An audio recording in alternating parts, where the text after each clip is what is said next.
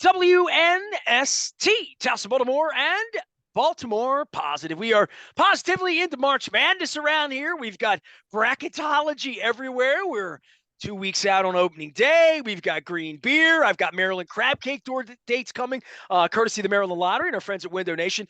But this week, we're going to be doing March Madness at Hollywood Casino, Perryville. And of course, that's going to be at the Barstool Sportsbook restaurant. It is family friendly. Come by, get some wings, get some beer, get some burgers, have some pizza, stay a while, hang out. Terps play at noon on Thursday. I'll be there all Thursday afternoon. And I would think, Luke, that at 12:15, when the Terps tip off against West Virginia, we still won't have any real thought about what's happening with Lamar. But you never know. I mean, these quarterbacks are coming off the deck pretty quickly. Even cornerbacks have been involved in dealings. I guess that's part of the tampering and non-tampering period here as it leads up to the big day, that anything's possible at this point, right? And number one, pick's been dealt. All sorts of things have happened. And you are like a mother hen sitting on, waiting for the eggs to hatch here and figure out what's going to happen, because this has been one of the more intriguing episodes. And I say this not lightly, and I'm not hyperbole. It's been 31 years of me doing this. The Ray Lewis trial, the Cal Ripken streak, the championships themselves and big playoff games and whatnot. I don't know that we've seen Messina off-season drama with that, although we all thought that was a foregone conclusion, much in the way that Dennis and I think that this is unhappy and that there should be a divorce if they're unhappy, because it feels like they're unhappy. And but this is the here and now, and this is not just the biggest story in Baltimore, it's the biggest story in sports. Yeah, I mean, it's certainly right up there when you consider the NCAA tournament and I mean, free agency in general is such a big period of time. But the thing I was going to say was I think it's interesting to see how much things change, how rapidly things change this time of year. I mean, since the last time you and I talked, Carolina acquired the number 1 overall pick. As you mentioned, Jalen Ramsey's now going to the Miami Dolphins. I mean, you see things happen so quickly. And the next time you and I talk, things will have changed quite quickly.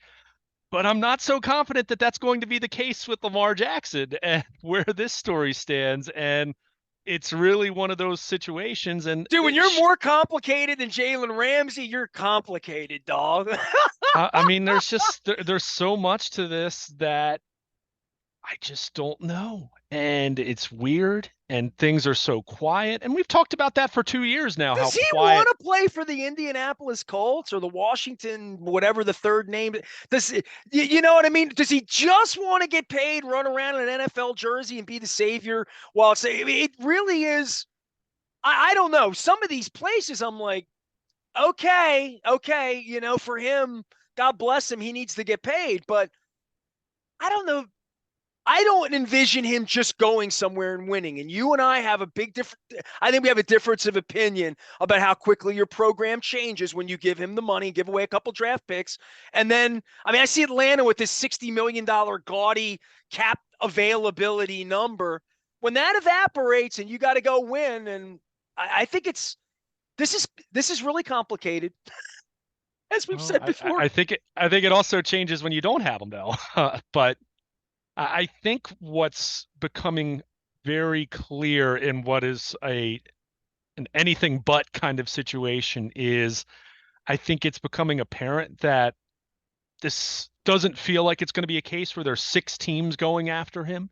I'm also not of the thought, as far as the initial reaction and leaks and all of that, when it was announced that the Ravens were placing the non-exclusive tag, we saw the different teams leak to their local beat reporters that we're not going to be interested, we're not going to be interested, we're not going to be interested, which, keep in mind, all those teams have, for the most part, an incumbent quarterback, right? And you don't want to be in a position like the Cleveland Browns were in a year ago, where you're in on a quarterback and then you're out and, you've offended your incumbent, and then Jimmy Haslam at that point decided to give a fully guaranteed deal to Deshaun Well, Watson. the owners have been doing that to head coaches every time they fly Jim Harbaugh somewhere, right? But you're trying to avoid that kind of situation publicly. So that's where, right off the bat, are there some teams that have leaked that they're not interested, that are interested, or at least have been interested?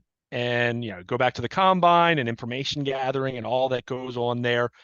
even though we know that legal tampering doesn't begin until this week, and obviously the signing period being on Wednesday, but so that's been going on, and there are certainly teams that have gathered information. There are certainly teams that like Lamar Jackson and love Lamar Jackson as a quarterback, but we've talked about all the different parameters that complicate this, that muddy the waters. And so many of these factors that have muddied the waters for the Baltimore Ravens in their efforts to re-sign Lamar Jackson and to marry him, so to speak.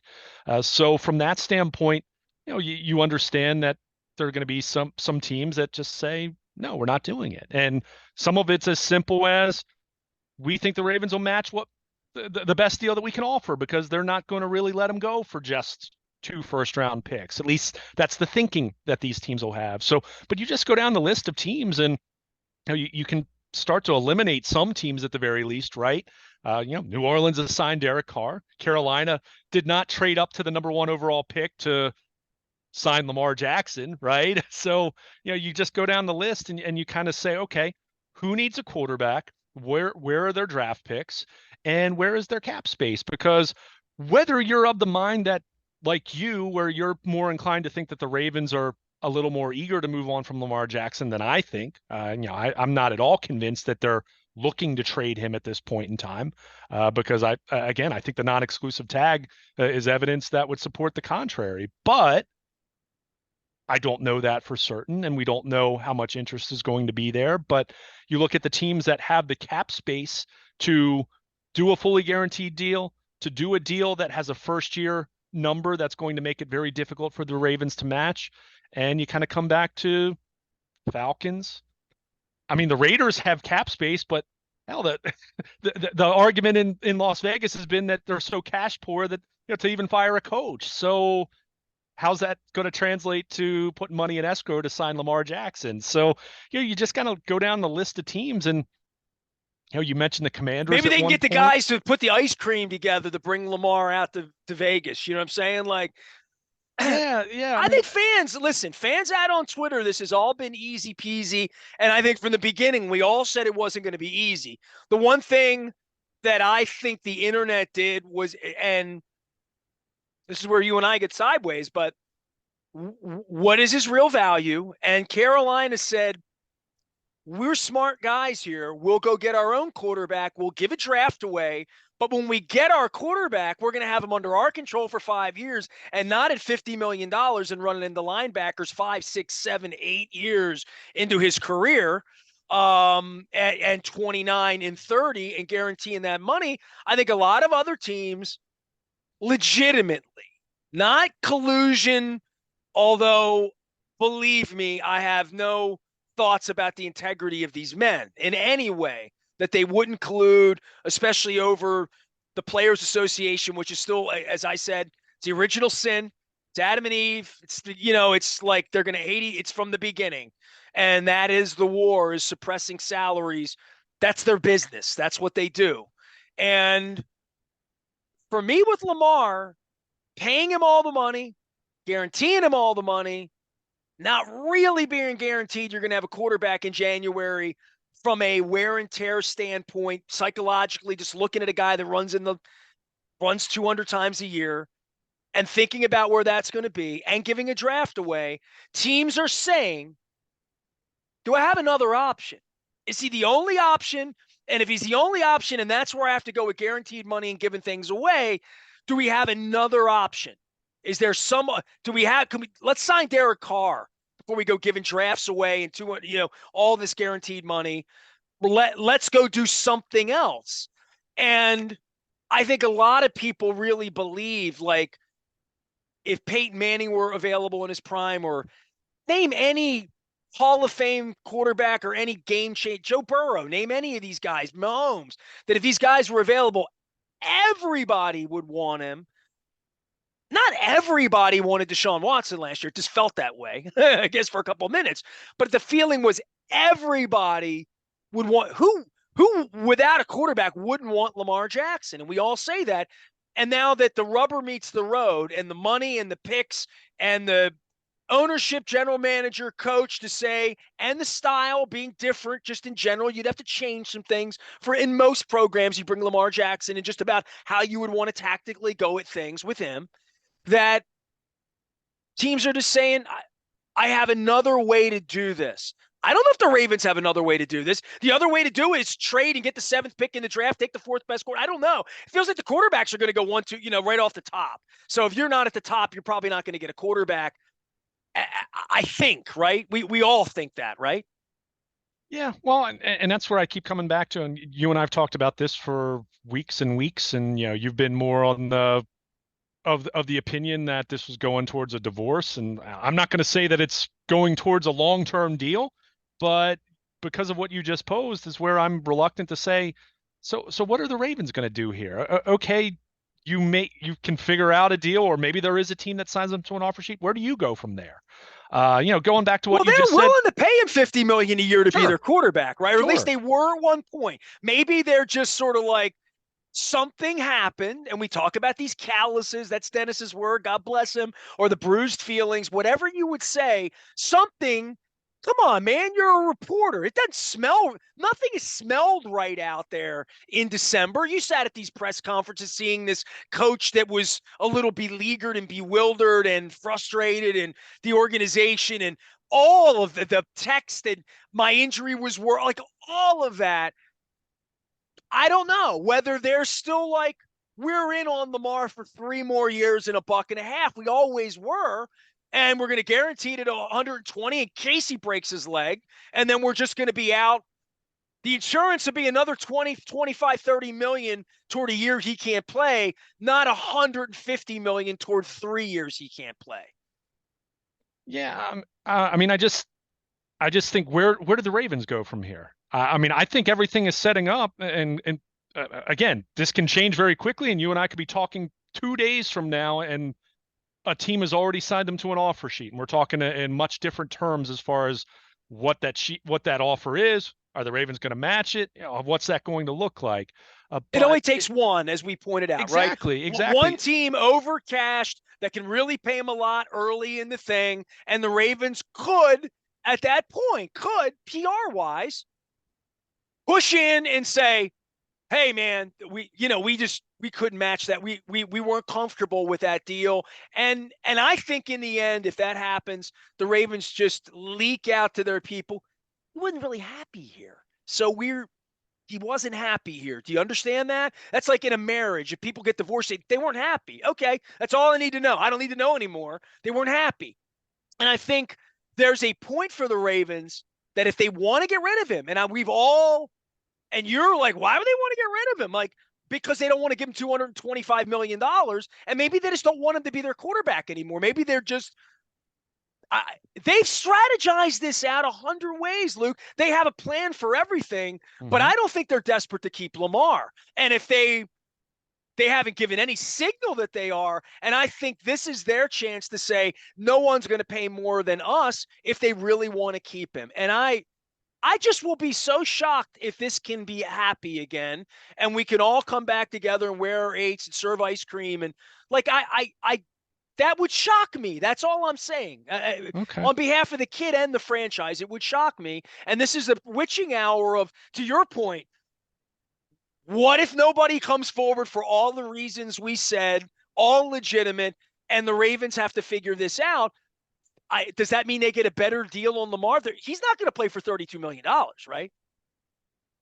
I don't know that. I mean, I think the thing that we're finding is the people that are the most sure of themselves as far as what's going to happen are finding over and over that they're being proven wrong, right? I mean, everything along the way. It's like a Piper's Pit episode. It's unconventional, right? Every time you think you have the answers, I change the questions. The late Roddy Piper, but I don't know that, and I think you go back to even a year ago, and I remember Ian Rappaport said this on NFL Network.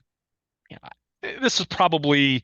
It might have even been before the Deshaun Watson deal. And he even threw out the possibility. And he wasn't reporting anything. It was more so just, what if Lamar Jackson, if he is truly set, it must have been post Watson because it obviously was contingent on him wanting a fully guaranteed deal, or assuming he wants a fully guaranteed deal. in terms of him going the Kirk Cousins route and playing on the tag for a year, playing on it another year, and then he finally gets the free agency. If Lamar Jackson is truly set on getting a fully guaranteed deal, or at least fully guaranteed money that exceeds Deshaun Watson's, he might be willing to play on the tag. As opposed to saying you're not going to play at all and trying to force the Ravens' hand and trying to actually make something happen here. As we said all along, if he wanted a fully guaranteed deal last year, probably the move was to not show up at training camp or to hold in or to threaten sitting out games. He never really forced the Ravens' hand in that way, other than skipping OTAs, which in the big picture is still not all that terribly consequential. So, he hasn't done that. He doesn't have an agent. We know all about that. So that's where I look at this situation and say, if an owner, and again, if you're talking about a fully guaranteed deal, that's where you kind of look at these teams that GMs, presumably GMs or someone in a front office has leaked to these reporters in these various markets saying, I'm not interested. This is an ownership decision. I mean, even the Browns thought they were out on Deshaun Watson until Jimmy Haslam fully guarantees a deal, right? So, I mean, that's what we're really talking about here. But I think if that doesn't happen and the money, the offer that Lamar Jackson is seeking does not present itself, does he just say, all right, I'll play on the tag and I'll do this again next offseason? I don't think that's an impossible scenario. I don't think that's ideal for the Ravens or Lamar, especially Lamar, because for the Ravens, hey, you get a franchise quarterback who's won a lot of games and played at a very high level for well below market value. Well, and quote unquote has a lot to prove. Yeah, because he's trying to get $300 million 3 years from now, right? Whenever Mahomes gets redone and Burrow wins a Super Bowl, and whenever all this happens 2 or 3, or he wins a Super Bowl, right? Or just a matter of he actually becomes a free agent, whether it's next offseason or he tries to go the Kirk Cousins route. So again, I'm not saying that's optimal it's certainly not optimal for him. It's not optimal for the Ravens, although I'm not going to cry the blues for the Ravens either, because Lamar Jackson playing on a below market value tag, as opposed to paying him a fully guaranteed deal that you clearly aren't willing to do. It's not the worst thing in the world for them in a short-term sense, but then we go back to how happy is he? How good is the relationship between player and team? You make mention. I don't think this is a situation where reuniting and singing Kumbaya and all that. I don't think it's insurmountable. I mean, what's happened that's been so bad that you can't come back from? Nothing publicly. To your point, right? I mean, that's the thing. So, right? so that's where I keep coming back to this and say, I mean, what you said. Maybe it's as simple as Lamar Jackson sees that there's not another team out there at this point in time that's willing to give him a fully guaranteed deal. Whatever the specific number, Deshaun Watson plus one, right? If that's kind of the minimum that he's looking for. If that team's not out there, maybe at that point he does say, you know what? The Ravens have made me a really good offer. Maybe at that point he's willing to go back to the table and say, all right, it was already, Chris Mortensen reported last September what you guys offered me. Can we sweeten the pot, even if it's kind of phony type dollars you throw in there, some extra incentives, whatever, to make it look a little bit better. And then you work out a deal that's, Lamar staying on the Ravens' terms. It's possible. I don't know if I'd say that's the most likely outcome right now. I do, as I said to you last week, I do think from the moment that they placed the non-exclusive tag on him, I feel stronger about the likelihood of him staying as opposed to leaving. I think if they were set on trading him and they felt that there was a good chance that was going to happen, I think he would have gotten the exclusive tag and you would have just seen him dealt then. So what does that mean in terms of? Again, the market has not materialized. The fact that they put that on him. Yeah, I mean, to some degree, I think there are so many different ways to interpret this. And look, I mean, going back to what you were talking about several minutes ago in terms of these teams looking at all their different options, it's not as simple as saying, I want Lamar Jackson or I don't want Lamar Jackson. And that's where a lot of these arguments that you see on Twitter end up being disingenuous, because there's so much more to it. There are so many different layers to this. There's so much that complicates this that helps you understand. Now, that doesn't mean that going and signing Derek Carr is smarter. It's just what the New Orleans Saints ultimately went and did. Well, It the doesn't. complexities of them non-exclusive tagging him and keeping money so that they didn't have to cut more, Chuck Clark's, right? Like, in just the general sense, how complex the salary situation is when you're talking about a $30 to $50 million piece and moving that around in any franchise where the salary cap's in the mid 200s. That it's extremely difficult to do. Yeah, I mean it definitely is, but I think it also reflects what they anticipate his market being, which I think they anticipate it being light because again, throw out and I know Mike Florio's really been kind of pounding the table for this scenario. I don't think he's reporting it as much as speculating about it, but talking about Washington, right? Talking about the scenario of Dan Snyder, who we think is on his way out sooner rather than later, talking about what kind of middle finger that could potentially be to all of his partners who don't want him there anymore to then sign a quarterback to a fully guaranteed deal, which would improve the value of the Washington Commanders from a bells and whistles standpoint, having a franchise quarterback who's been a former MVP. And, well, that check, the bulk of that wouldn't be him paying. That would be the next guy. So, but under that scenario, Washington's picking 16th. I mean, if you're the Ravens and the Washington Commanders come with a fully guaranteed deal that's structured in a way where you can't match, and you're only getting the 16th pick in the first round, that's where I keep coming back to what's the Ravens' alternative here? That's not an acceptable return for Lamar Jackson. It's not. If that's how it happens, then Eric DeCosta and the Ravens really screwed this up. I mean, that's not good enough for the asset that is Lamar Jackson, even if you are of the mind that you want to move on from him. So that's where I keep Well, it coming goes back back to. to Steve thinking all the owners are going to play nice. Well, and right, sure. So, and that's where Florio's mentioned that scenario of Dan Snyder doing such a thing, which again, do I think that's going to happen? Probably not. But at the same time, as we've said, all it takes is one team. All it takes is one Maverick, right? Someone to go again off the beaten path as far as what's been acceptable. And Jimmy Haslam was that guy a year ago at this point. So, but I just keep coming back to the Ravens in terms of if it's not Lamar, then what? I mean, Carolina's already traded up. The Bears have Justin Fields. Atlanta. It could be Atlanta. It still could be Atlanta with all the cap space that they have, and as much as Well, the maybe amazing thing is they took themselves out of the bidding right away, and maybe they're saying we're the only bidder. well, and that's the thing. I mean, and that's where again you have to be careful. None of these teams really want to say, especially at that point in time, which was more than Five a week. minutes after. Right, right. And over a week away from when you can even talk to him. Keep in mind, he's not an unrestricted free agent. So even with he's not even subject to teams talking to him on Monday, for the start of the tampering period. It's Wednesday for him. Now, again, through back channels, you could talk if he had an agent. But again, that complicates things. But all these teams that have, whether you're the Falcons with Desmond Ridder or one of these other teams that has some incumbent in place, even if it's not a high profile name, you want to try to keep that bottled up as long as you can. And, you're thinking you want to try to do this, you're kind of going rogue, right? It's just like you want to keep it quiet and then boom, there's the offer if it's coming. Because all these teams know what Lamar wants at this point.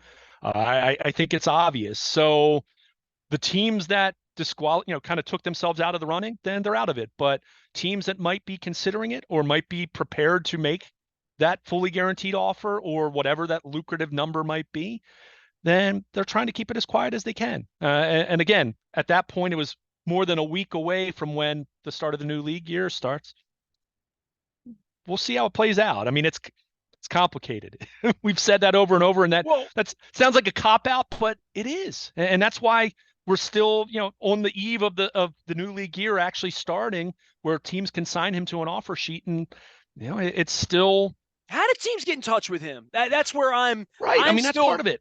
That's part of it. I mean, very, very like how you can't take a phone call from anybody else saying they represent him legally because they don't. Only he represents himself. The league has a system for this, right? So is Lamar on Zoom right now with Arthur Blank? I mean, like it's just totally bizarre, and it's outside the boundaries of what the Ravens have been comfortable with or league decor, like the way these things get done, especially the complexities of multiple franchises and Sure. trying to get them to bid on you. It's just it's everything you wouldn't want. I don't know what else to say. That if you loved your child, you really were sophisticated enough to understand this, you would seek representation. And I think every professional I've met has said that. And it's nice and it's cute and it's bohemian and it's cool and he's his own guy and it's modern but it's not he's not maximizing his value. He's already left Well, 20 million on the table last year. So he's well, already chasing bad money and they franchised him now. And I guess legally he'd have to play for 32 if nobody bids, right? So like this is this is how not to do it. This is the opposite of Daryl Revis.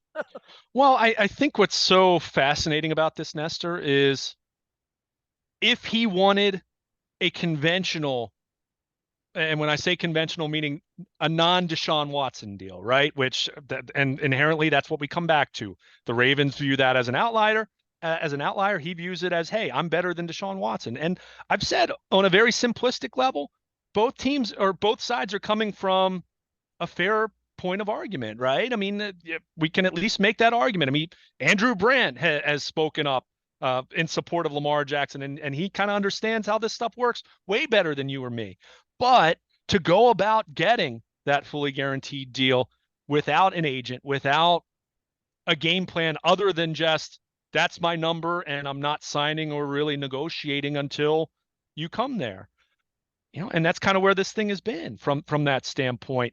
If Lamar kind of wanted a more traditional, getting a little more than the next guy, 60 or 70% of it, whatever the percent would be guaranteed.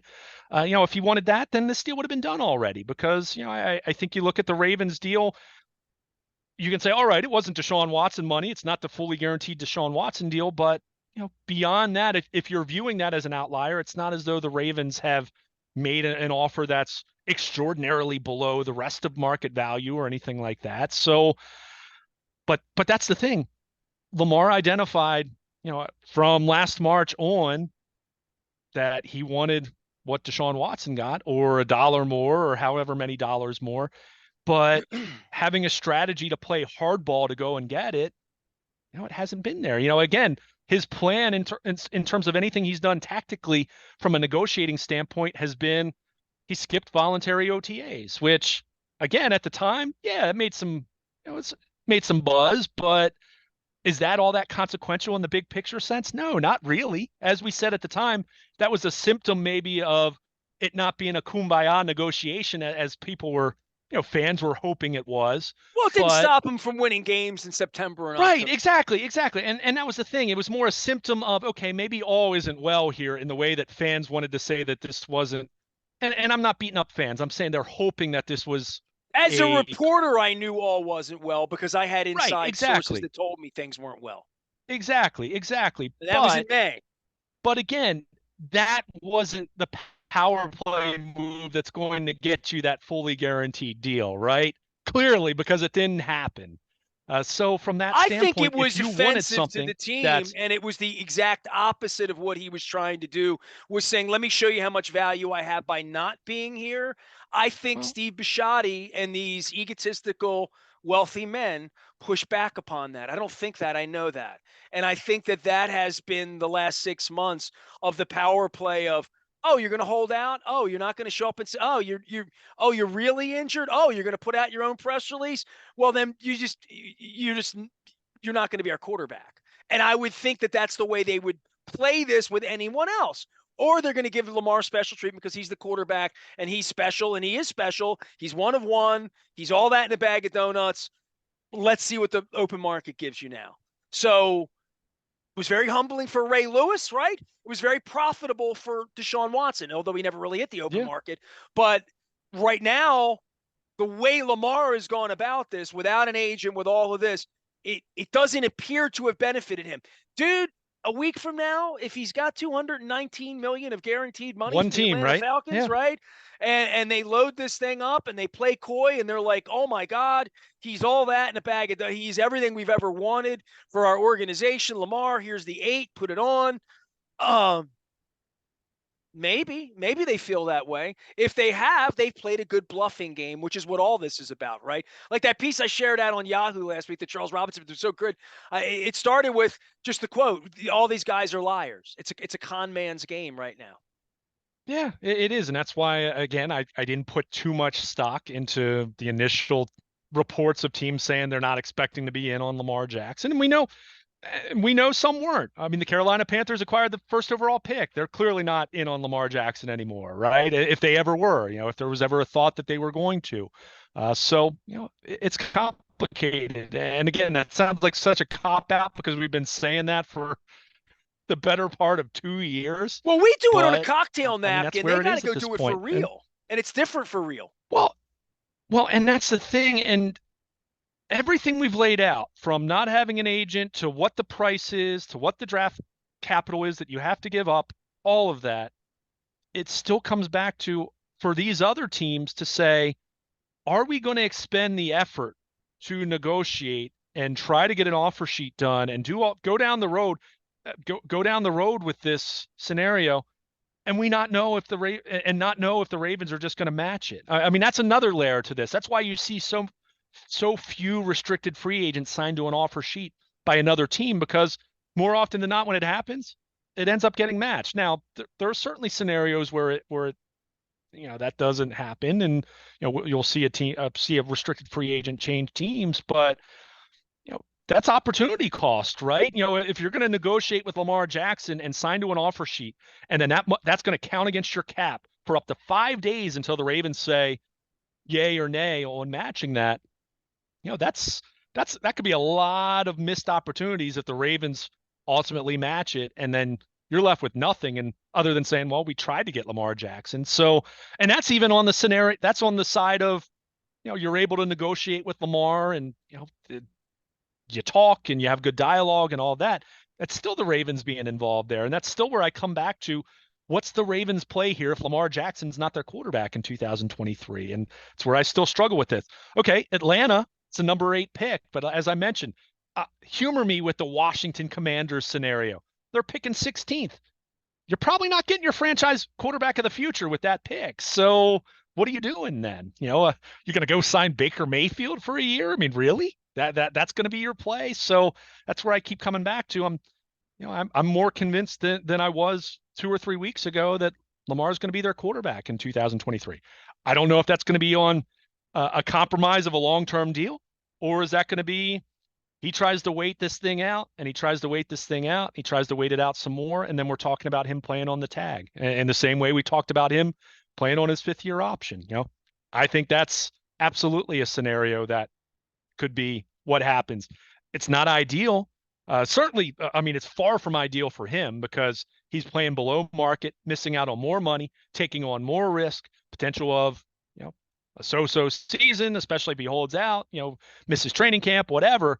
But if you're the Ravens, no, it doesn't give you that long-term stability that I'm sure you'd like, whether it's him or whoever your quarterback's going to be. But you're getting a very good quarterback, a former MVP, someone who's familiar with you and has won a lot of games. I'll keep reminding you of that every time we try to poke holes in, or express concerns about Lamar. They've won a ton of games with him as their quarterback. For $32 million, there are worse scenarios out there for this season. But at the same time, what does that mean from a fallout standpoint? What does that mean in terms of working relationship? What does that mean in terms of when he's going to show up? Because until he signs the tag, he's under no obligation to be there for OTAs or training camp even. So, it's messy. We keep coming back to these same ways of describing it, but at the same time, we'll see how it plays out. Wednesday, the new league year is officially open. Teams can officially, legally talk to him. We'll see if there are teams interested in him. I'm sure there are teams interested in him, but are they going to pursue that? Are they going to exercise that interest and try to actually get something done? That's where, it's very quiet, but at the same time, you could say maybe a little too quiet on that front. So is there a team looming? Are the Atlanta Falcons, playing possum by leaking out that they're not interested? And then, well, Arthur Blank is interested.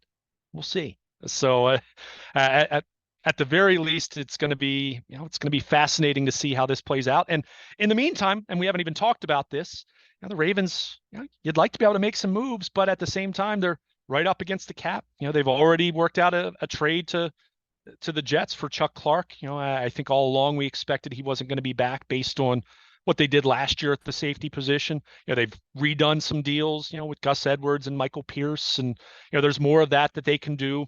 But you do that just to get under the cap, right? If you want to make some moves, and like for example, Marcus Peters is going to become a free agent, and I'm just using him as one example. Well, you need cap space. So what else, what else that entails for Eric DeCosta and the Ravens to we're not sitting around create here some saying cap which wide space? receivers are they signing, who are they signing. We're more like, who are they cutting if they sign Lamar? Yeah, no. I mean, if they sign Lamar, you're going to create a little bit of space if you're getting him at your price, right? If we're not talking about matching the fully At guaranteed deal that 32 has a million a year, he sounds like a bargain. right. But if you're, whatever their present offer is, you'd probably create a little more space. His cap number might be $24 million this year, $20 million this year.